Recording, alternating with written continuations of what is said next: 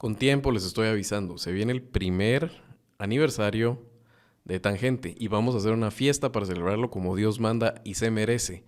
Ese día vamos a tener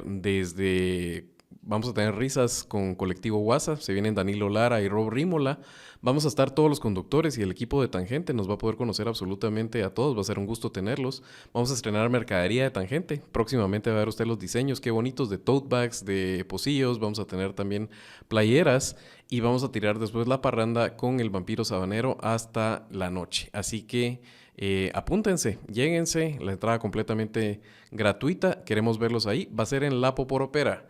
No es en Poporopo, como algunos nos han dicho, donde hemos tenido eventos antes, pero es el mismo grupo, siempre en zona 1. Va a aparecer la dirección, también la vamos a estar distribuyendo en redes, así que por favor apúntense, ya hagan tiempo. 5 de abril, viernes, el primer aniversario de Tangente, la fiesta.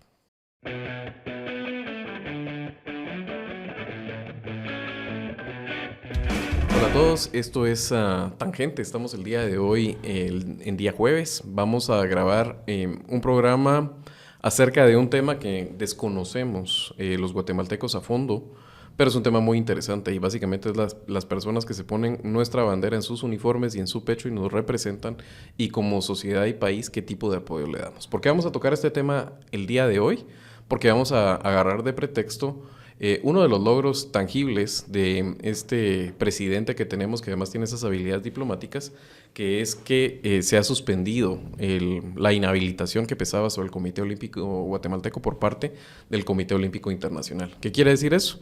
Que en la cita de los Juegos Olímpicos de París nos van a representar nuestros atletas con la medalla al pecho, se va a entonar el himno del país, se va a llevar la bandera, no humillantemente como les había tocado a ellos, no por culpa de ellos, sino por estas luchas intestinas que vamos a hablar, tenerlo que hacer sin representación del país como atletas independientes. Y para contar esta historia, que es una historia compleja, una historia que le vamos a tener que dar contexto, vamos a tener que hablar de leyes, vamos a tener que hablar de presupuesto, vamos a tener que hablar de dirigentes. Vamos a contar hoy con dos personas que han competido al más alto nivel y que han triunfado y nos han representado y se han llevado altos honores, cada uno en sus disciplinas, uno de una generación anterior, más cercana a la mía. Yo me recuerdo de ese mundial de fútbol sala y el orgullo que fue en ese momento para todos nosotros. ¿Cómo estás? Es un gusto tenerte aquí, Eric. Gracias, Javier. Un honor para mí también estar acá con ustedes. Jennifer, mucho Erika gusto Acevedo se conocerte. desempeña también en este momento en el área técnica de la Confederación Deportiva Autónoma de Guatemala. Así es. Y también tenemos a Jennifer Paniagua. Bienvenida, Jennifer. ¿Cómo estás? Muy bien, gracias. Gracias por la invitación. Jennifer es atleta de nado sincronizado como parte de la nado artístico, y nos ha representado también, ya has tenido también triunfos, ¿verdad? En Juegos de Centroamericanos y el Caribe, ¿no? Correcto. Pues bienvenidos a Tangente, esta es su casa. Tangente es traído a ustedes también por nuestros amigos de Cocina y Más. Recuerden, si ustedes tienen próximamente una reunión, algún evento, ustedes pueden con Cocina y Más encontrar la solución que están necesitando para elevarlo al siguiente nivel. Cocina y Más es una empresa de catering para eventos sociales, académicos, corporativos, y ofrece un servicio premium tanto en la comida como en la atención. Tiene un cuerpo muy bueno, no solo en la parte detrás de la cocina, sino también en los que atienden, los meseros. Y usted puede pedir el menú especial y lo puede también cotizar los servicios de ellos a través del WhatsApp o llamando al 59 23 91 98. 59 23 91 98, Cocina y Más. Voy a dar un breve contexto, me pueden interrumpir en la hora que lo estemos dando, porque me interesa más tener la parte de la conversación con ustedes. Pero para eso, ¿de dónde sale la plata que en Guatemala utilizamos nosotros para el deporte? Pues básicamente es de los famosos candados presupuestarios. Hay cosas que a la hora de hacer la Constitución quedaron escritas en lo más parecido a la piedra que pueden tener las leyes de un país, que es la Constitución, y eso es el 3% de la asignación presupuestaria para el deporte. No se entrega a cabalidad, como tampoco se entrega el 5% que tiene que ir para la universidad, pero muy cercano a eso. Y además tiene también una estructura que ha quedado en el artículo 91, sección sexta de la Constitución, y básicamente es ese 3% se tiene que repartir, y se reparte de la siguiente forma. Una es la plata que controla el Ejecutivo, y esa la parten en dos. 25% va para la Dirección General de Educación Física, que es una dependencia del Ministerio de Educación, y el otro 25% es para el Viceministerio de Deportes del Ministerio de Cultura y Deportes, a grandes rasgos. Si ustedes agarran el proyecto de presupuesto vigente, que es el del año 2023, van a ver que no es exactamente así, pero muy cercano. Y después de eso, hay un 50% que es para el deporte federado. Y ese otra vez se parte. Hay una parte que va para el Comité Olímpico Guatemalteco, que es parte del movimiento olímpico, y tiene que ser absolutamente autónomo, igual que la Confederación Deportiva Autónoma de Guatemala, que es la organización de segundo nivel que tiene a todas las federaciones del deporte de Guatemala. ¿Voy bien? Más bien. Solo Vamos bien. hay, en el tema porcentual, la parte del deporte federado, así como se dividió 25-25 en el gobierno, No está normada. el deporte federado sí es 40-10. 40 CAG y 10% del Comité ¿Eso está en alguna ley? Porque no sí, está en la Constitución. está en la ley, en el decreto 7697, la ley del deporte. Ok. Ahí es donde se distribuye, del 100% es 25-25 de aquel lado, 40-10 de este lado. Ajá, entonces digamos que la parte del deporte federado, la joya de la corona, es la Confederación Deportiva Así es. Autónoma. El Comité Olímpico Guatemalteco tiene poca plata comparado con... Comparado.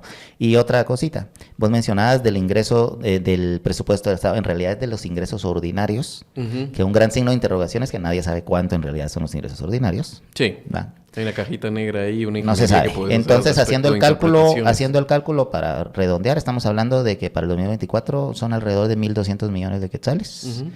Entonces, para el lado del 600 deporte y federado, pico de cada. 600 de cada lado, más o menos. Sí.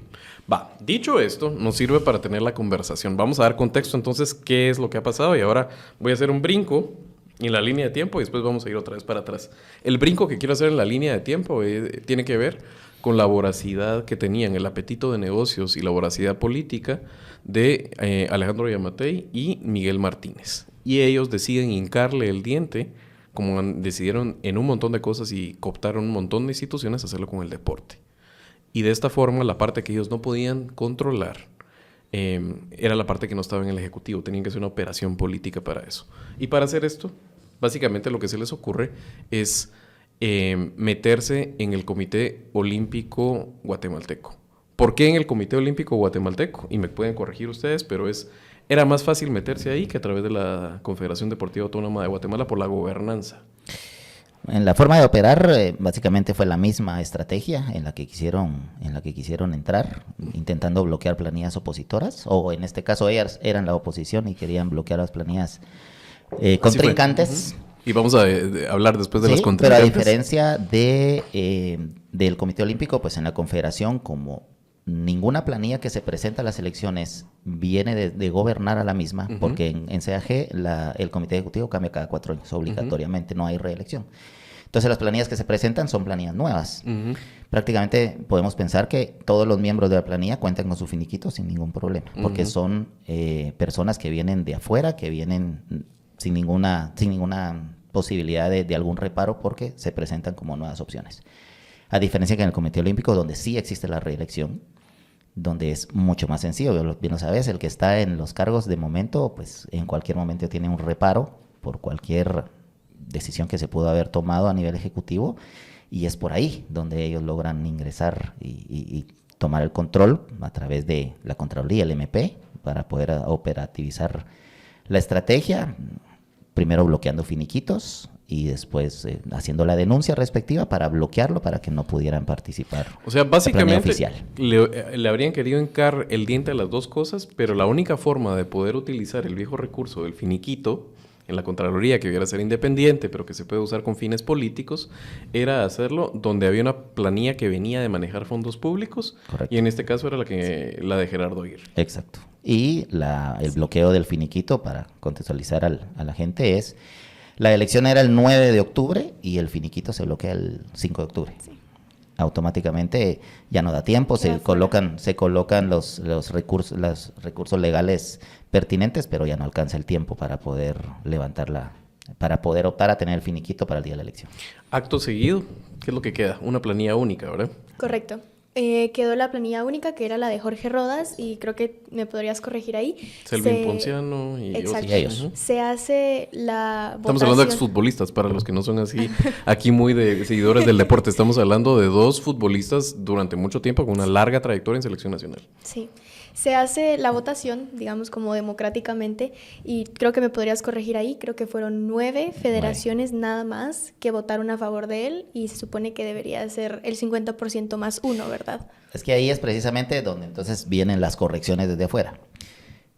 La asamblea del Comité Olímpico son 41 votos, a diferencia de la de CAG son 47. En CAG son 47 federaciones y asociaciones las que votan. En el Comité Olímpico son 41 votos, pero únicamente son 34 federaciones. No todas las federaciones que son en CAG son en el COG, porque no todas las federaciones son de deporte olímpico. ¿Y de dónde salen esos votos extra que tienen? De los miembros permanentes. Hay miembros permanentes, hay representantes de la Comisión de Atletas, y ahí se juntan los 41 votos. Ok, y entonces lo que tenemos es una planilla única, Sí. y la cual no cumple con a cabalidad con los requerimientos, porque resulta electa no por el total de mínimo Correcto. de federaciones que tenía que haber sido electa. Correcto. ¿Por qué esas federaciones, las que no votaron por esta planilla única, era ya en protesta a ese manoseo? ¿O por qué razón es que? Sí, la verdad es que sí, ya era en protesta. En lo personal, mi federación fue una de las que no votó a favor, y realmente había una molestia constante de decir, no queremos votar por ellos. Sabían ya todo lo que venía atrás de lo de la Contraloría y todo ese tipo de cosas, y la verdad es que sí, yo lo considero un signo de protesta en contra de la planilla. Ok, Sí. y entonces, acto seguido a esto, lo que sucede es, se toca una de las cosas que no se deben de tocar, digamos, de los consensos prácticamente del sistema mundo ampliado, lo quiero llamar en este caso. No es exactamente el sistema mundo, digamos, de Naciones Unidas, Bretton Woods y todo eso, pero estamos hablando en este caso que el deporte, a nivel del Comité Olímpico Internacional, o uno puede pensar también en la FIFA, con la corrupción inmensa que debe haber ahí, con los intereses que vuelan, si algo han hecho es tener el acuerdo de que el deporte no sea politizado, o por lo menos las dependencias que están adscritas al movimiento olímpico o a la Federación Internacional de Fútbol estén ciertamente o hasta cierto nivel protegidas de la injerencia política, básicamente, ¿verdad? Entonces, es el candado que vuela en ese caso, y se eleva en este caso al Comité Olímpico Internacional, donde se acredita que se ha utilizado a una de las instituciones públicas, básicamente, para allanar el camino del escogido a dedo por parte del poder político del país. Correcto. Ahí es donde el Comité Olímpico, pues en este caso es la asamblea, ¿verdad, Javier? Solo dándole continuidad a lo que decía Yanni, son 41 votos, de los cuales se presentaron 37 a votar, fueron 9 votos a favor de la planilla única y 28 votos nulos en protesta, dando a entender efectivamente que no estaban de acuerdo con el procedimiento del Tribunal Electoral del Deporte. Hay que quedar claro que esta operación no se da sin la venia del Tribunal Electoral del Deporte, que también estaba coluido con el poder político. O sea, digamos, todo lo que se dirime para justicia deportiva, aparte de que hay un arbitraje internacional, hay uno local. En la ¿de ley dónde sale? el Tribunal Electoral del Deporte está plasmado en la ley, que es valga la redundancia, como el Tribunal Supremo Electoral, pero del deporte. Es el encargado de las elecciones en todas las federaciones, en el Comité Olímpico, en CAG, en las asociaciones departamentales, etcétera, de organizar y darle validez a Y avala a las esta elección elecciones. en este momento, sin el mínimo de federaciones. Sí, realmente sí. El problema es que, bueno, no sé cómo está la situación con otras federaciones. El TDF, que son como las siglas, conozco casos en los que ha pasado exactamente lo mismo, ¿verdad? De que avala ciertas elecciones que no debería avalar. Entonces, O sea, sí. discrecionalmente en ese caso, son esas palancas que no vemos todo el tiempo cómo suceden, algo pasa detrás y lo que nos sirven después es, esta elección es válida, básicamente. ¿Por qué es, Jenny, tú contaste tu historia, digamos, después de lo que se vive estar suspendido en el deporte e intentar hacer la participación de esa condición, digamos. Pero antes de eso, quiero llegar ¿cómo es que se eleva esto y que el Comité Olímpico Internacional los llega a suspender? Bueno, tal vez en palabras un poco más sencillas para que la gente lo pueda entender. Digamos que ya hablando todo esto que ya hablamos, se eleva todo el tema de las elecciones, llegan al Comité Olímpico Internacional, se hace como la gestión respectiva. ¿Quién la hace? ¿Los presidentes de las federaciones Sí, o hay la representantes? asamblea. La asamblea del Comité Olímpico se reúne después de lo sucedido. La elección fue el 9 de octubre, el cambio de autoridades se tiene que dar el 7 de diciembre, quedan 2 meses. En ese lapso de tiempo, la asamblea, en conjunto con el comité ejecutivo, que aún estaba en la gobernanza o en funciones, pues pone en contexto al Comité Olímpico de lo que había sucedido. Se van a Suiza a poner la queja. No precisamente. Se hace desde acá, se Sí, hace una una asamblea, nota, se decide informarle al Comité Olímpico sobre lo sucedido y el Comité Olímpico entonces hace sus recomendaciones. Y lo primero que el Comité Olímpico dice es, entonces las selecciones no tienen validez y ¿Pero hay tienen una que revisar los investigación? estudiantes. ¿Hay una investigación del comité o simplemente toman la palabra, digamos, en este caso de los dirigentes, con un informe? Con la imagino? información respectiva, porque al final de cuentas el Comité Olímpico Internacional a quien tiene en su representación en cada país es el Comité Olímpico Nacional de cada uno. ¿Y nos suspenden inmediatamente o hay una, No, un aviso? No, la suspensión viene mucho después. Nos avisaron, creo que hubieron 2 avisos que se hicieron como públicos realmente porque salieron las noticias y en un montón de lugares que fueron como los 2 avisos más grandes, ¿verdad? Donde fue así como primer aviso y se hizo público, después pasó un montón de tiempo y fue No como... se normaliza la situación. Ajá. Entonces Después se hizo como el segundo aviso donde nos dijeron que ya el lapso de tiempo era corto y si no se tomaba la acción que ellos habían solicitado, nos iban a suspender. Entonces ya fue creo que cuando se elevó todo lo de la CC, Sí, ellos no hicieron nada y...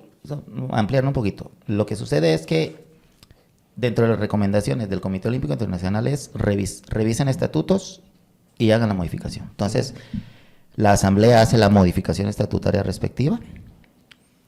Las aprueban el 21 de diciembre, la Asamblea del Comité Olímpico, y el COI los aprueba el 23 de diciembre. Se termina el año. Entonces el COI, dentro de la aprobación de los nuevos estatutos, es bueno, vuelvan a convocar a nuevas elecciones. Y se realizan nuevas elecciones en marzo del 2022, que es donde la Asamblea elige a Gerardo Aguirre y su planilla para presidir el Comité Olímpico bajo los nuevos estatutos, bajo el nuevo control electoral que dentro de los nuevos estatutos se ha establecido, código de ética, etcétera. Paralelamente, dentro del mes de marzo, el 29 de marzo, el Tribunal Electoral del Deporte declara válida la elección de Jorge Rodas, que se había hecho el 9 de octubre. Estamos hablando de cuántos meses después. O sea, por encima de la dirigencia de las federaciones, convalida las elecciones donde había ganado Jorge. Exacto. Sin el mínimo de federación. Entonces ahí hay un choque decisional porque internamente bajo el control del TDF y de los estatutos que ya no tenían validez porque ya los habían reformado, la justicia le da la razón a Jorge Rodas. Pero entonces ahí es donde viene todo el asunto y ya llegas hasta la Corte de Constitucionalidad. El Tribunal Electoral... Contémoslo de la Corte Constitucional, mira, que pues es importante. ¿Quién eleva el recurso a la...? El Tribunal Electoral del Deporte es el que coloca la inconstitucionalidad para contra unos artículos del estatuto aprobado, específicamente con el tema electoral y el tema del Comité de Ética.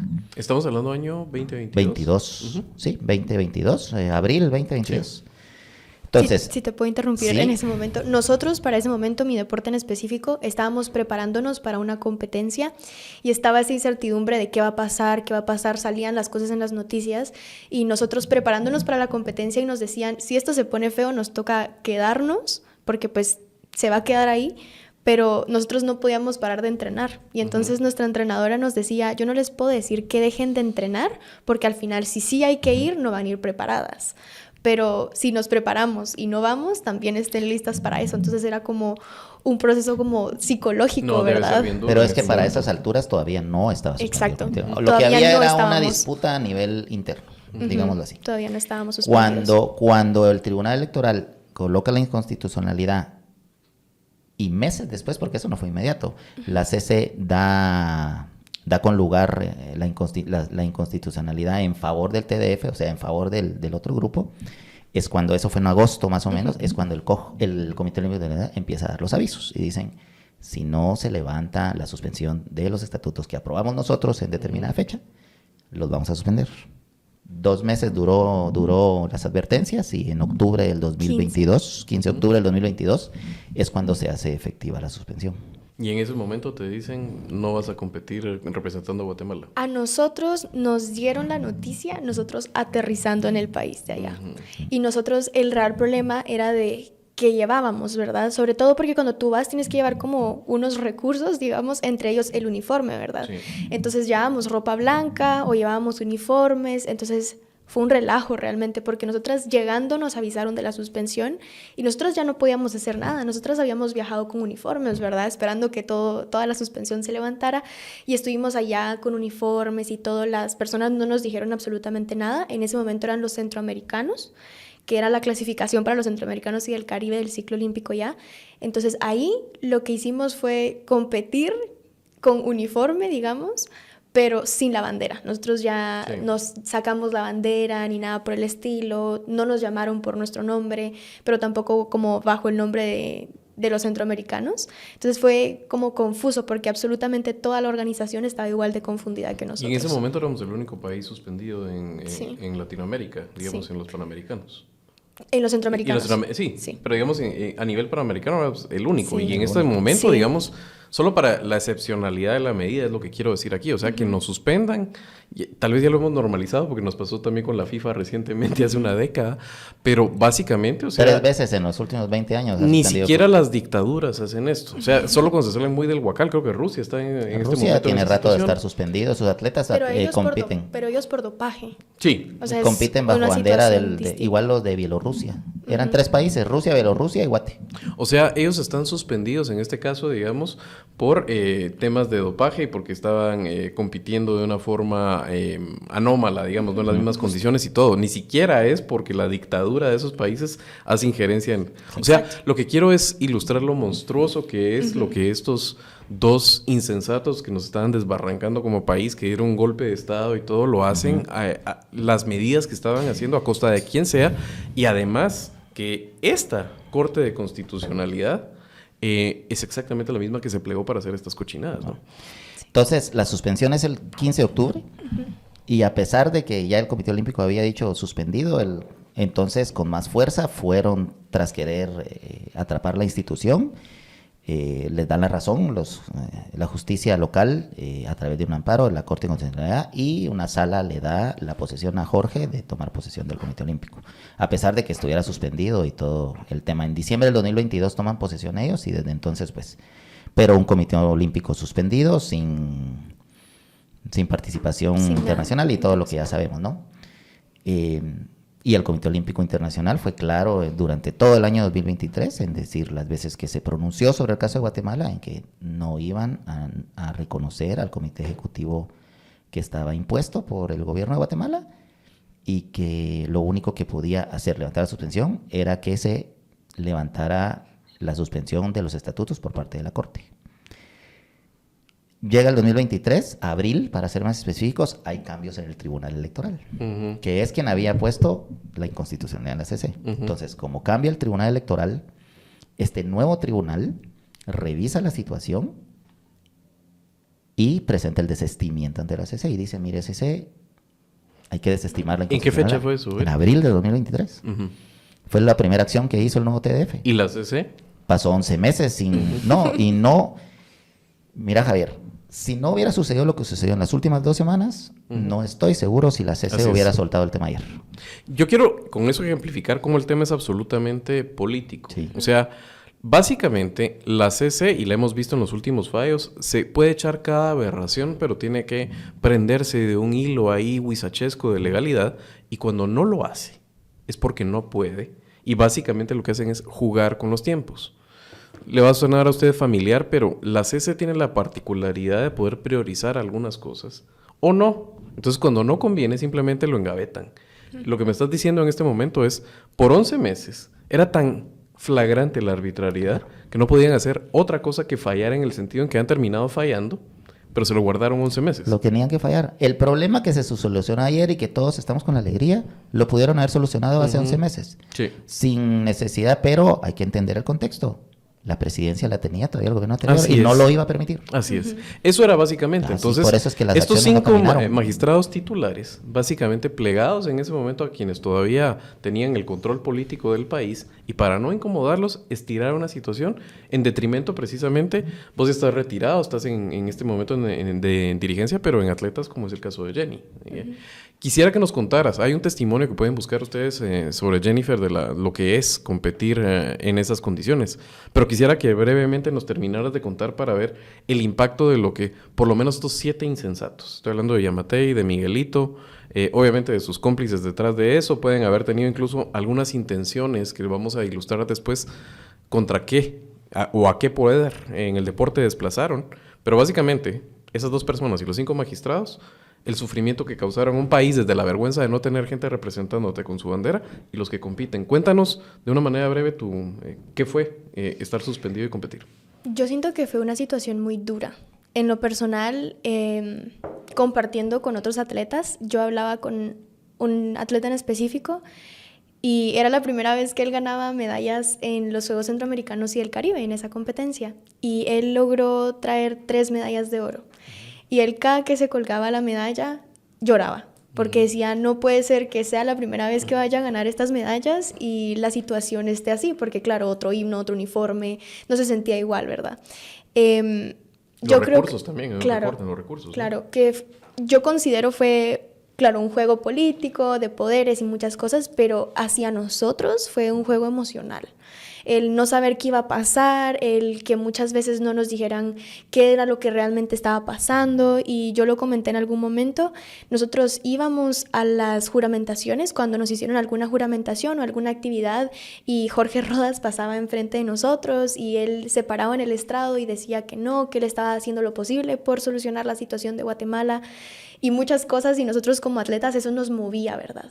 Entonces, siento que fue un juego muy psicológico. En lo personal considero que sí te hace daño el ir y que las personas te estén preguntando como, ¿y qué les pasó? Y nosotros explicar todo el contexto político en el que estábamos y darles a entender como el problema es como meramente de nuestro país, no es algo que esté pasando como tal, como lo que hablábamos con Rusia, que era un dopaje masivo. Te están dopándote. Ajá, Jennifer, exacto. te estás dopando. Que era un dopaje masivo, ¿verdad? Entonces ya era algo como más individual, podríamos decir, algo más de los atletas, pero en este momento no era algo de los atletas. Era algo entonces, político. claro, Sí. entonces ¿cómo vas tú y le explicas a la gente que te pregunta eso, verdad? Sobre todo las personas que tuvieron resultados, como lo hablábamos de medallas de oro, ¿cómo te explicas a ti mismo el no sentir como ese luto, verdad? Yo siento que fue un luto constante desde la pandemia y es algo que nosotros hablamos mucho entre atletas. La pandemia para nosotros fue un luto deportivo muy grande porque fue de un día para otro parar totalmente y estar en nuestras casas y entrenar en nuestras casas, entonces fue un luto, ¿verdad? Y luego regresamos y sucede todo esto, entonces fue como un luto constante todo el tiempo en el sufrir el hecho de no poder estar representando a nuestro país como queríamos. Entonces creo que realmente fue un juego psicológico hacia nosotros como atletas y sobre todo el daño que eso causó, ¿verdad? Quiero hablar también de Transdoc, es la feria permanente del empleo. Si usted tiene una empresa y quiere acceder a talento humano, un gran apoyo para su operación de recursos humanos y su fichaje de talentos puede ser acceder a la base de datos que nos tiene preparada y bien organizada Transdoc. Al contratar el servicio, que es un servicio mensual, usted tiene acceso ilimitado a hojas de vida de gente que está buscando empleo, vacantes para sus vacantes y usuarios para sus reclutadores de personal y sus scouts de talento. ¿Y cómo puede usted acceder al contacto de Transdoc para tener su servicio? Escríbales un correo a contáctenos@transdoc.com o visítelo en la página transdoc.com y ahí va a encontrar usted el casillero en el cual puede pedir más información y afiliarse por el tiempo que usted necesite para acceder a esta base de datos que para las empresas es un genial recurso para poder dar un salto de calidad en la hora que usted esté buscando expandirse o reemplazar personas en los puestos que usted tenga. Transdoc también es parte de los patrocinadores de Tangente. Tú venías de una federación que no estaba de acuerdo con esta arbitrariedad, pero ¿saben ustedes de algunos otros que les ha tocado, digamos, o que recibieron presiones para quedarse con la boca callada ante esta situación? No. Yo no. No. No, yo tengo todavía un tema mucho más menos relación a ese nivel nivel de federación, pero no que lo sepamos porque al final es un tema eminentemente de dirigentes y político, ¿verdad? Y hasta donde yo sé hay federaciones que ahora se han retractado de la decisión, entonces. Sí, y empieza con lo que contaba Eric, o sea, hay un cambio de autoridades en el tribunal y en ese momento entonces se sube la presión y ya solo queda en manos de la Claro. CC, cambia de administración y entra en este caso bajo un manto de buena fe hacia el país. Y obviamente esto tiene también implicaciones políticas y sí es un logro tangible de parte de Bernardo Arévalo en este caso, que se haya subido sobre el lobby que estaba haciendo Willy Kalschmidt y gente muy allegada a la anterior administración, que ahora retoma el control del Comité Olímpico Guatemalteco, y que nuestros atletas puedan competir. Dicho esto, que nadie se pierda en eso y que es un logro en sí mismo, y así hay que decirlo, eso no compone lo que de fondo ha pasado en el deporte en Guatemala. Y lo quiero separar en dos cosas. Hay un debate muy legítimo dentro del movimiento federado sobre cómo se usan los recursos en un país tan pobre como es Guatemala. En otros países no sería esto, digamos, tan sangrante porque toda vez existan recursos y el atleta esté bien atendido. La parte de cómo se utiliza el resto de los recursos para apoyar la parte administrativa, digamos que no se vuelve tan polémica. Pero en un país donde los recursos son tan pocos, esa parte de qué necesitas tener en lo administrativo para que la operación siga caminando, se coordine, se maneje, y qué parte de la plata se utiliza en los deportistas, especialmente los de alto rendimiento, o para incubar talento, es complicada. Y no es, digamos, lo que me interesa, es un tema fascinante, pero creo que lo podemos abordar en otra ocasión. Es un debate muy legítimo en ese caso, sobre todo después el manejo del apoyo directamente. El recurso que se utiliza en el deportista es privilegiar incubar talento. Te estás perdiendo en este país de muchísimo talento que nos estamos perdiendo. Patojos que tienen un talentazo, pero desde que no comen bien, no hacen sus entrenos bien, no tienen equipo, no tienen acceso a canchas. Sí, parte de los informes que se han presentado constantemente por las instituciones de deporte es que los índices de desarrollo humano de nuestra población no nos permiten tener una población muchísimo más sana y por consiguiente tener atletas competitivos. Por eso es que nuestros atletas son no poquitísimos, pero sí podríamos tener en relación a la cantidad de población que tenemos y la cantidad de recursos que podemos llegar a manejar en algún momento, deberían de ser más, pero hay una constante en los problemas a nivel social que tiene el país que repercuten. Vamos bien abajo, donde la clase de educación física en el Ministerio de Educación, desde el deporte se ha planteado de que la clase de educación física no puede ser solo una vez a la semana en la primaria, solamente se recibe una vez a la semana, en la preprimaria igual, en el básico solo 2, con 80 minutos a la semana de educación física no puedes pretender que haya un desarrollo motriz y coordinativo de parte de la población, y después queremos tener competidores de primer nivel. Claro. O sea, estamos hablando de un problema eminentemente estructural. El deporte federado es el que recibe, o que debería recibir, según el sistema de cultura física, el que debería de recibir a los atletas o los talentos que provienen desde el lado de la parte educativa, en este caso de la DIGEF.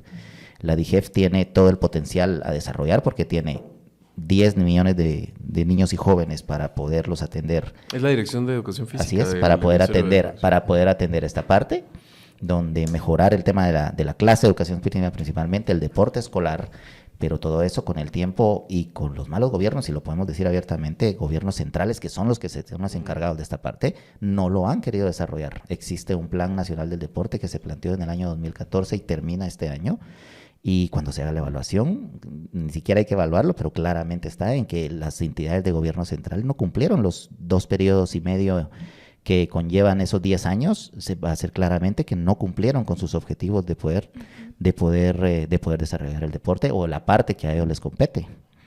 Sí, en ese caso, ¿cómo fue tu experiencia, por ejemplo, de cómo te insertas en el deporte federado, digamos? O sea, obviamente te miro y me imagino que, o sea, tenías un acceso dentro de la precariedad que podemos tener todos en Guatemala, tenías acceso a instalaciones, equipo, familia que te apoyara de alguna forma, que te pudieran llegar, y muchos no se quedan con eso. Pero ¿cómo fue después insertarse, digamos? Me interesa esa parte vivencial, ¿verdad? Para ilustrar el punto que estamos hablando. Yo precisamente soy testimonio de lo que tú dices. A mí, quien me fichó, podríamos decir, fue una maestra de educación física dentro del colegio. Nosotros teníamos 2 veces a la semana esa clase, y un día le dijo a mi mamá como: tu hija es muy chiquita para estar en mi equipo como de porristas, pero tiene mucha capacidad física. Entonces, déjala conmigo un tiempo. Después del colegio y todo, empezamos a entrenar 2 días más, entonces yo ya recibía como apoyo físico, educación física 4 veces a la semana, ¿verdad?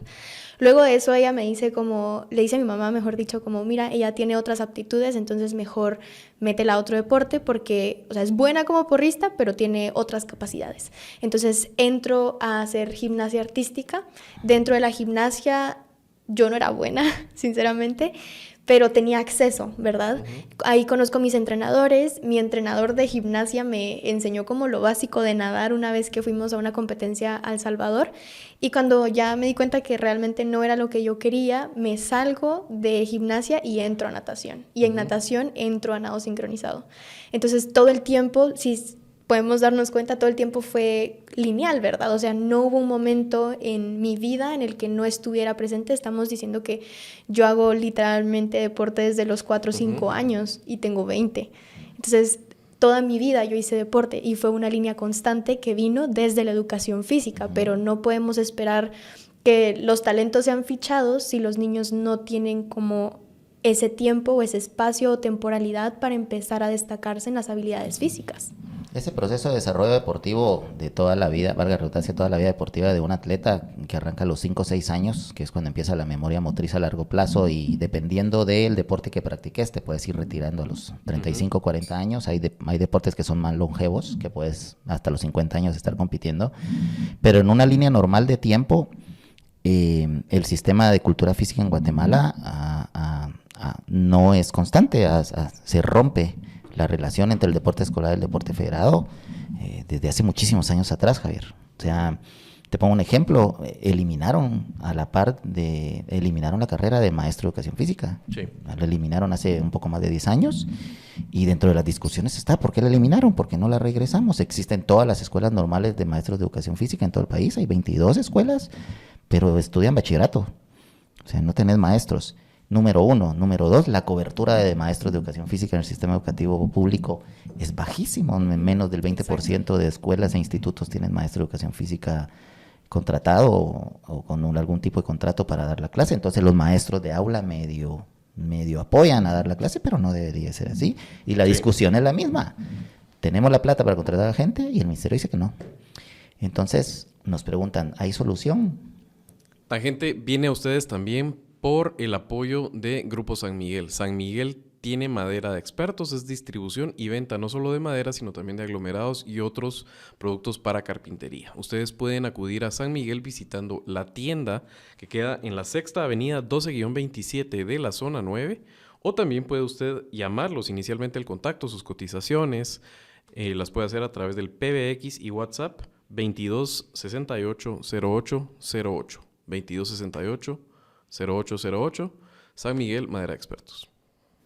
Sí la hay, pero pasa obviamente y está solucionado, y ese era mi punto, porque estamos viendo fenómenos que estructuralmente son parecidos en otras dimensiones. Ahora estamos hablando del deporte, pero va básicamente de la mano de que lo público no está orientado en este caso, ni al beneficio de las mayorías, que sería ese proceso en el cual gente que no tuvo el acceso a tener, en este caso, el tiempo para hacerlo, papás quisieran el tiempo para que pudiera practicar el deporte y apoyarlo. En ese caso, una profesora con capacidad de ojeadora, en ese caso de talento, que tuvo Jenny. Sino que es un proceso en el cual perdemos un montón de talento. Como decía Eric, por escala este país debería tener otro rendimiento y si no lo tiene, es porque esa parte no se cuida bien. Y eso me lleva a lo que ya viene siendo el tercer tiempo de este programa el día de hoy, que quiero tocar, y es una persona que ha sido la beneficiada con los últimos movimientos que nos han rehabilitado ahora para estar adentro del movimiento olímpico otra vez, y es el dirigente del Comité Olímpico Guatemalteco y su carrera, que es Gerardo Aguirre. Tenemos que hablar de Gerardo Aguirre porque esta no es una historia del bien contra el mal. Así de simple. Gerardo Aguirre, ¿cuál es el arco de él? Viene de dirigir estamos hablando en la época de Portillo, estoy hablando en términos presidenciales, no tiene nada que ver la elección en ese caso, de Portillo con el lugar que lo ocupaba, dirigente en el softball nacional. De ahí pasa, ahí sí a lo político, porque es un nombramiento político, la dirección de Educación Física del Ministerio de Educación, que es la DIGEF, y hay una situación ahí que nos empieza a decir cómo es el modus operandi de Gerardo. Pueden leerlo ustedes, está escrito por Osvaldo Hernández, no ficción, hizo una serie del deporte guatemalteco. Y la carrera de Gerardo básicamente es, salta a lo político y se mantiene en la DIGEF, pero también ocupa la dirigencia de la Confederación Deportiva Autónoma de Guatemala al mismo tiempo. Se puede porque está en ley, como muchas cosas que ha hecho Gerardo, pero no quiere decir necesariamente que estén bien. Y maneja esa duplicidad de cargos durante mucho tiempo, pero hay que entender también después la mancuerna que hacen la CDAG con el Comité Olímpico Guatemalteco, y hay un control por parte de un grupo del Comité Olímpico Guatemalteco y la CDAG durante mucho tiempo, y que de alguna forma, yo no sé si con buenas intenciones, pero se le podría, digamos, hacer una interpretación. Jorge Rodas, Selvin y ese grupo tratan, tal vez con buenas intenciones, pero de la mano política de Miguelito, a tomar el control en este caso, del movimiento olímpico. Porque sí es cierto que las personas que controlan otra vez ahora el Comité Olímpico y la CDAG es el mismo grupo. El gerente de la Confederación Deportiva Autónoma de Guatemala es la pareja de Gerardo Aguirre, y entre ellos se han repartido durante mucho tiempo eso. Antes de ellos, la generación anterior que también lo apoya, está por ejemplo Billy Kalschmidt, que es un histórico dirigente que ocupó en este momento un lugar para hacer el lobby, para poder explicar la situación y cómo el cambio político en Guatemala podía significar quitar ese control sobre el deporte, etcétera.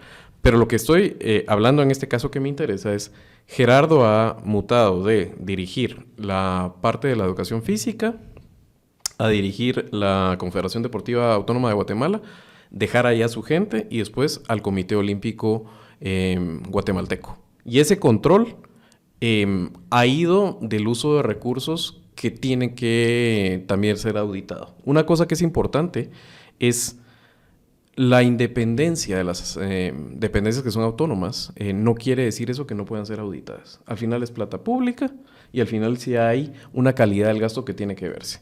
Se pueden dar arbitrariedades como se han dado en la carrera de Gerardo, en la cual hay asesores que tienen contratos temporales o de asesoría en una dependencia como puede ser DIGEF y al mismo tiempo tenerla en Confederación Deportiva Autónoma de Guatemala o estar contratadas en el olimpismo. Y eso no es sano, no es bueno y se mueve en un espacio entre que los poderosos pueden estar en ese momento de tu lado o en intersticios donde éticamente claramente se ve que hay un conflicto de intereses, pero como a letra muerta no es ilegal, así se maneja. Esa es la historia que yo quisiera que ahondáramos en ello, pero también entiendo que es una historia que puede ser generalizada o mal contada. Quisiera apoyarme en Eric para que nos cuente un poco esa crítica que se ha hecho al uso de los recursos públicos. Es más complicado que eso, lo que yo estoy contando. Por ejemplo, ese tema de cómo se gasta en asesores o se gasta en deportistas, no es a letra muerta lo que uno ve en partidas presupuestarias. No, ¿Me pudieras explicar? No, primero, antes que nada, Javier, decirte pues que yo soy una persona que tengo 10 años de trabajar en el sistema. Obtuve la posibilidad de poder ser dirigente deportivo prácticamente desde mi retiro, gracias a la posibilidad que Gerardo y todo su grupo de trabajo me brindó en su momento, y pues está hasta de más decirte que yo apoyo totalmente a Gerardo porque con el tiempo ha demostrado que ha sido un dirigente que ha sacado adelante a las instituciones. Lo que sucedió en la DIGEF, como decís, no es tema de esta charla, pero en la DIGEF pues quedaron muchísimos trabajos bien elaborados en la época en la que él estuvo. Lo mismo en la Confederación, un reordenamiento institucional importante. Por ejemplo, se encontró una institución en el año 2009 cuando entra el primer grupo de trabajo encontraba una institución totalmente quebrada, con una deuda de más de 30 millones de quetzales, a sanearla completamente, poner al día las cuentas, sobre todo con las federaciones, que son las más contentas. Había un antecedente muy fuerte sobre el abuso y la arbitrariedad de poder de parte de los comités ejecutivos de CAG en respecto al uso de los presupuestos para las federaciones. Decirte, por ejemplo, que las federaciones no recibían ni el 35%, 40% de sus presupuestos, cuando hoy reciben el 50% exacto de todo el ingreso del presupuesto del presupuesto para CAG, se reparte entre los 47 deportes. Entonces, por eso te digo, antes de cualquier cosa, yo ahondo en que sí han habido avances, sí se ha mejorado muchísimo. Ya después las opiniones después son encontradas. Sí, la información puede fluir de muchas formas, se habla mucho, hay una cuestión bastante errada por parte de muchos informantes, principalmente de mucha prensa, donde no entendemos en el tema de la distribución de presupuestos. Por ejemplo, si se evalúa específicamente el presupuesto de una federación, por ejemplo, vamos a encontrar que el mayor gasto está efectivamente en el uso de los recursos para los viajes, para los campamentos, para los fogueos, pero eso conlleva que el servicio a los atletas. Servirle a los atletas es contratar a entrenadores, contratar a fisioterapistas, contratar preparadores físicos. Pero en el momento de la revisión de las cuentas y del presupuesto de una federación, se puede entender entonces que el presupuesto se va en personal administrativo o únicamente en los renglones de personal, pero el contrato de un entrenador no es específicamente un personal administrativo. Se va en el recurso. Hay un entrenador que te puede costar $5,000, $10,000 al mes. Te puede costar más de $1 millón de quetzales al año y efectivamente es un servicio que se le da al atleta. Un atleta sin entrenador no tiene presupuesto. ¿Está cargado eso en la parte de funcionamiento administrativo en vez Es de que no estar está cargado.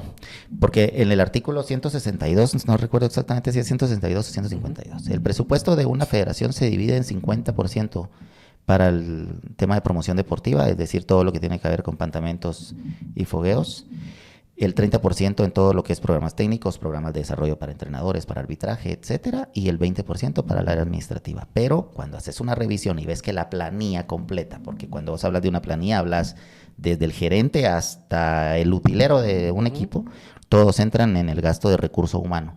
Entonces ahí es donde se puede equivocar de que el uso del recurso va directamente a solo el uso del personal que trabaja en la federación como un entrenador, pero solo el 20% según la ley del deporte, y si no hubiese un reparo por parte de la Contraloría, un hallazgo, si la federación está utilizando más allá de los porcentajes que están aprobados en la ley.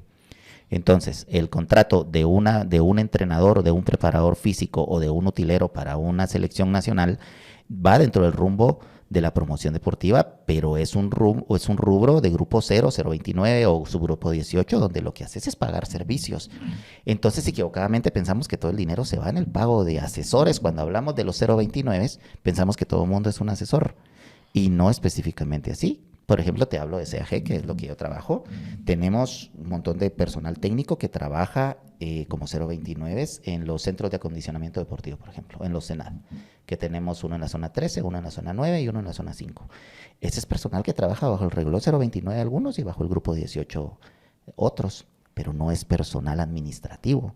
Entonces, cuando vos haces una revisión del costo que te genera el personal que trabaja en una institución, por supuesto que se te va a ir hasta arriba, pero es personal que le presta servicio a los atletas, los preparadores físicos contratados por CAG para prestarle el servicio a los atletas de todas las federaciones. Es un rubro que directa o indirectamente es un servicio que se le presta a los atletas. ¿Cómo te ha tocado vivir esa parte, digamos, en tu conocimiento de la federación? ¿Tú sientes en ese caso que sí hay apoyo suficiente por parte de la federación o hay un margen ahí de mejora y que uno...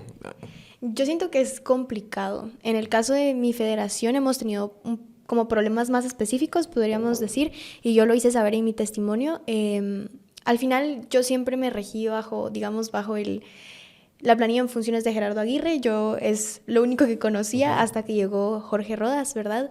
Y entre los problemas más grandes que hemos tenido realmente es el manejo de nuestra piscina, por ejemplo, que sé que pertenece a CDAG y un montón de cosas, pero los trámites para siquiera limpiar nuestra piscina es súper complicado. Han habido veces que hemos tenido que nadar en agua color leche, o sea, no podíamos ver a la persona de al lado o verde y todo ese tipo de cosas. Entonces, claro, que siguen siendo cosas que nosotros necesitamos como atletas y tenemos que, digamos, sacrificarnos hasta cierto punto, y es algo que yo sí... Es la piscina de zona 5. Pero sí les pasó seguido. Sí.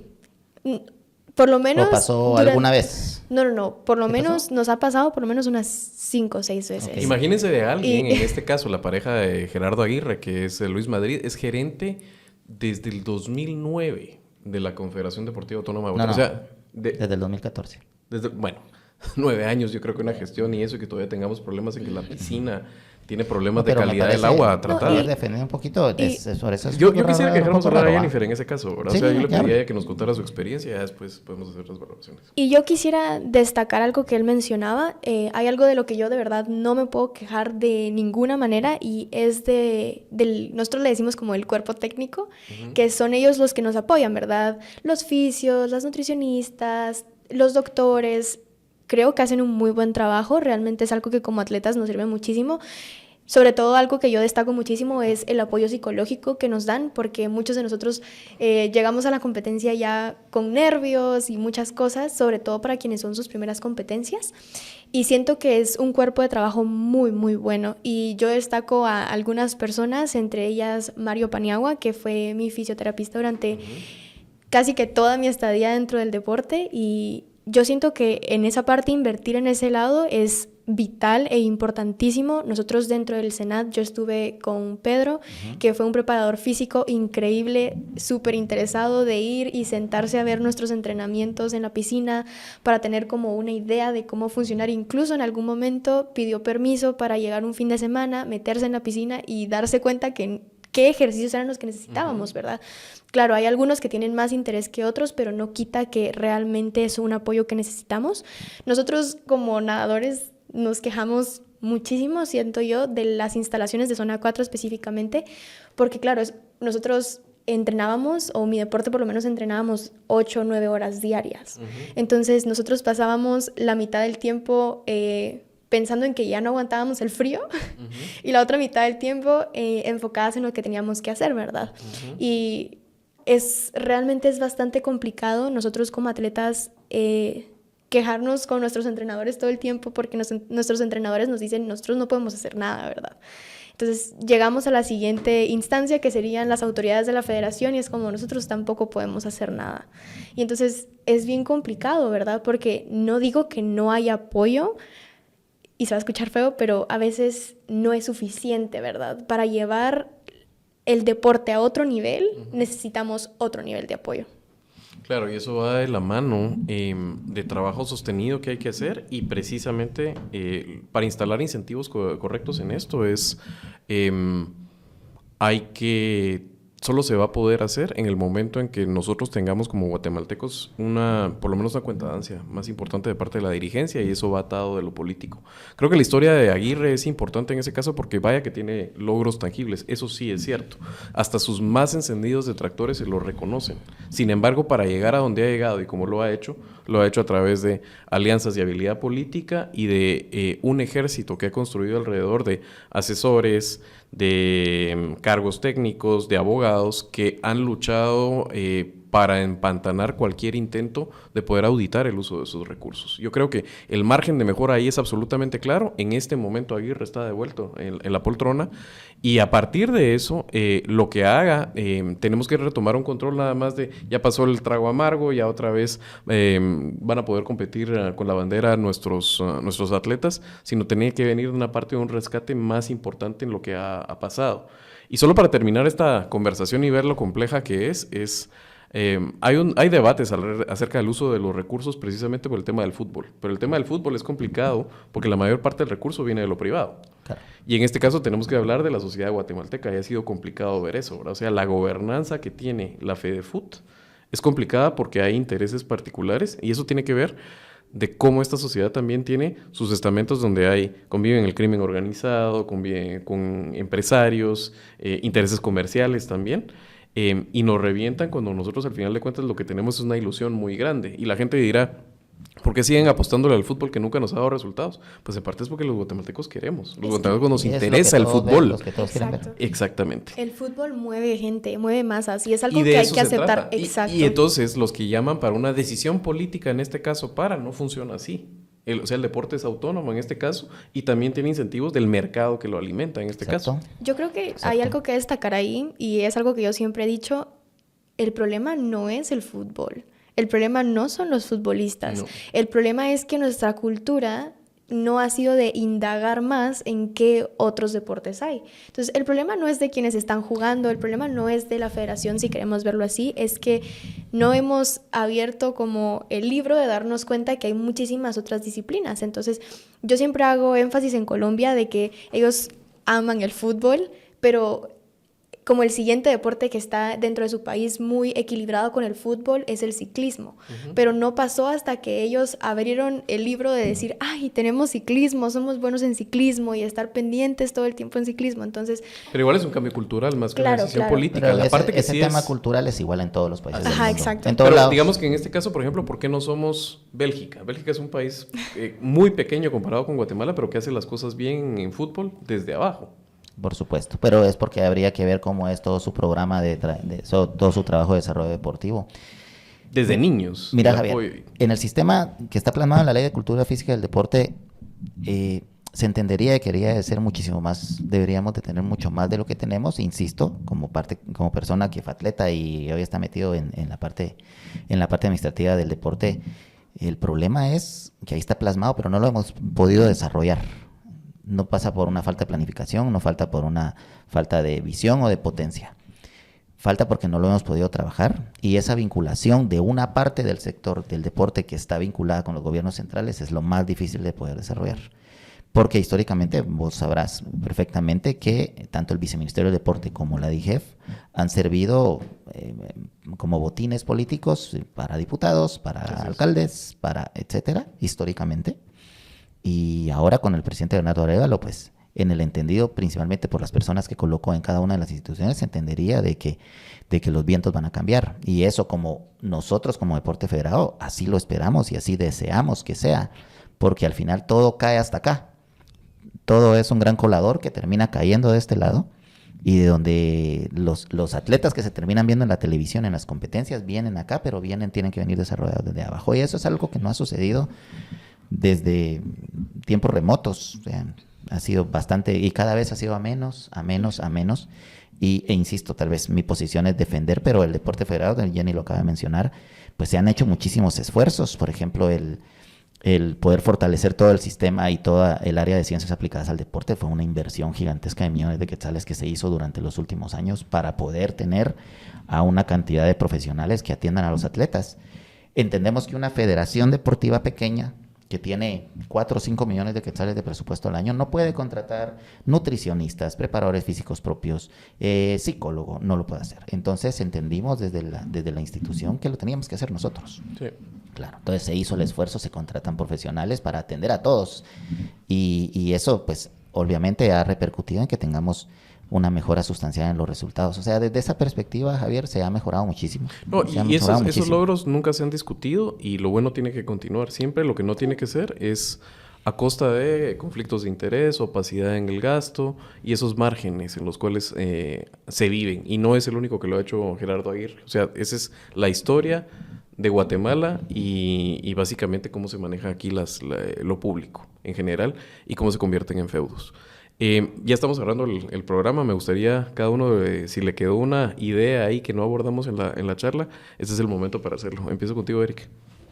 Bueno, decirle a todos que gracias, Javier, por la invitación. El deporte es la actividad social número 1 del mundo. Solo la religión junta más gente que una actividad deportiva. Lamentablemente en nuestro país nuestra cultura deportiva es bastante baja, y las nuevas generaciones todavía mucho menos, cada vez se interesan menos en practicar deporte. Es un problema que tenemos, no en todo el mundo sucede, pero y en Guatemala aún mucho más. Pero a pesar de las dificultades, tenemos que esforzarnos para poder mantener los esfuerzos que hacen todos los atletas y principalmente pues las instituciones que las llevan adelante. Lo importante es la institucionalidad. Eso fue lo que se recuperó con el levantamiento de la suspensión. Esperamos que no vuelva a suceder más, tal y como sucedió con fútbol. Esperamos que no vuelva a suceder nunca más una historia como la que acaba de suceder. El deporte es autónomo, ya lo decís vos, pareciera que sean pequeños países, es autónomo, y esa autonomía es lo que también ha permitido que los éxitos se puedan alcanzar, porque con las manos metidas directamente de los gobiernos hubiese sido excesivamente difícil o casi imposible lograrlo. Esa autonomía nos permite a nosotros poder desarrollar muchas cosas, y la capacidad de autorregulación y de autogobernanza es lo que nos permite poder tener instituciones fuertes. ¿Hay errores? Por supuesto que los hay márgenes importantes de mejora, también lo hay, pero es evidente que en los últimos 25 años, ni siquiera te estoy hablando de los últimos 10, los últimos 25 años han sido los mejores de toda la historia del deporte guatemalteco. Los resultados así lo demuestran, campeones mundiales, incluyendo la medalla olímpica de por medio. y nunca se había tenido tantos éxitos deportivos como ahora, y lo que estamos buscando hacer es que eso continúe. El deporte también es política, porque donde hay votos hay política, y lo que manda es el pueblo del deporte, que es cada una de sus asambleas. Así que los invito a todas las personas interesadas, porque lo que más se necesitan en Guatemala son dirigentes deportivos, que no hay muchos, porque no a todo el mundo le interesa. No sé si a Jenny, que ya no compite, de repente le interesa la parte dirigencial, la invito a que se involucre, porque eso es importante, y principalmente cuando fuiste atleta te da una perspectiva un poco más allá de lo que se tiene que hacer, y esperamos pues que, insisto, que nunca más vuelva a repetirse la historia que acaba de suceder en los últimos 2 años. Amén. Yo creo que hay algo muy importante en lo que ambos decían, que era que esperábamos que esto no vuelva a suceder. De corazón yo también lo espero, sobre todo porque tengo muchos familiares que son muy jóvenes y se están apenas involucrando, y no desearía que tuvieran que pasar ese proceso. De igual manera, a mí me achacaron mucho cuando yo di mi testimonio el hecho de que consideraban que yo no era como... que estaba más tirada solo a fiscalizar el lado de Jorge Rodas y no del lado de Aguirre. Realmente nunca fiscalicé el tema de Aguirre porque yo estaba dentro en ese momento y creo que era muy joven, no me daba cuenta de muchas de las cosas. Nosotros como atletas, y es algo que yo siempre he dicho, nos tenemos que involucrar en la búsqueda de la justicia, si queremos verlo así, dentro de nuestros deportes. Yo empecé hace poco a recibir denuncias de personas. Es algo que yo decidí comenzar, un programa para recibir denuncias y volverlas públicas. Requiere un trabajo increíble, una investigación exhaustiva de cada una de las federaciones, pero creo que nosotros como atletas tenemos la llave para fiscalizar lo que está sucediendo, o por lo menos comentárselo a alguien que lo fiscalice, y ese era el punto que yo quería comenzar a hacer. Siento que es una situación bastante complicada porque nosotros estamos hablando de un tema como muy negativo del deporte, pero aún así el deporte es algo muy lindo y es algo que tú mencionabas. Necesitábamos más gente involucrada, más gente interesada. El deporte es increíble, te regala muchísimas cosas, te enseña otro montón de cosas, y realmente invito a la gente que quiera comenzar a hacer deporte que lo haga, porque realmente es una experiencia totalmente distinta. Nadie siente la bandera de Guatemala como nosotros. Nadie sabe lo que se siente portar la bandera, cantar el himno, o siquiera levantarte un día en la competencia y decir, me voy a poner ese uniforme. Creo que es muy importante que comencemos a generar cambios, sobre todo como atletas, involucrándonos los que ya estamos fuera de, comenzar a involucrarnos en otras áreas. Nadie conoce mejor la precariedad o lo que se necesita mejorar. Y nada, de verdad, muchas gracias por el espacio. No, ustedes dos, yo detesto los nacionalismos, excepto cuando es un tema del deporte. O sea, de veras estamos hablando de lo que nos saca lo mejor como humanos. Estamos hablando de la aspiración de que en una cancha nivelada, con las reglas de juego absolutamente imparciales, con un árbitro que no está sesgado, van a haber una competencia donde alguien va a ganar, alguien va a perder, y después de eso se respeta el resultado. Y es una forma civilizada después. Incluso los códigos me gustan. La gente se lo puede apasionar, pero darse la mano después de eso y aceptar el resultado. Así que yo verdaderamente creo que eso nos saca lo mejor como civilización, como especie. Eso viene desde los griegos, que no tenían unidad política, pero tenían unidad cultural, y sus diferencias las podían llevar a los juegos que hacían, no solo los olímpicos, sino todo eso. Y yo lo he visto, gente que no quiere el deporte, no le gusta, no le llama la atención, no es parte de su vida, pero todos se emocionan en el momento en que Barrondo cruza la meta y le ponen la medalla de plata, con Kevin Cordón tratando de llegar con unas condiciones en las cuales es verdaderamente heroico lo que hace, con ese mundial de fútbol sala, y tener a Erika ahí en ese momento. Yo de veras, o sea, capitán en ese momento, ¿verdad? Era un verdadero orgullo verlos ahí, el gol de plata.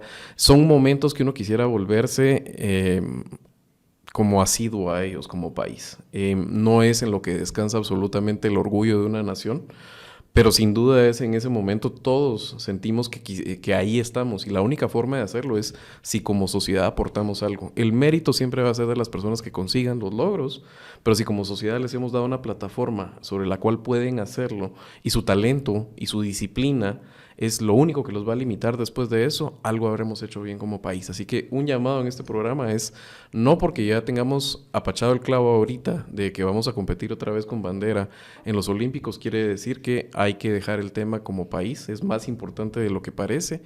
Y que los resultados, lo bueno que se está haciendo se puede potenciar y nunca tiene que estar eso peleado con la transparencia, con el gasto, con eliminar conflictos de intereses y en general con que lo público esté al servicio de la gente y no de un grupito. Gracias el día de hoy, esto ha sido Tangente. Eric, un placer tenerte. Habíamos cruzado varios mensajes y espero que siga siendo así. Claro, Javier. Y el conocimiento que tenés y nos trajiste, te lo agradezco muchísimo. Y Jenny, igual lo que has hecho en favor de tus colegas, así que esta es su casa y con ustedes, pues ya saben, esto es Tangente y hasta la próxima.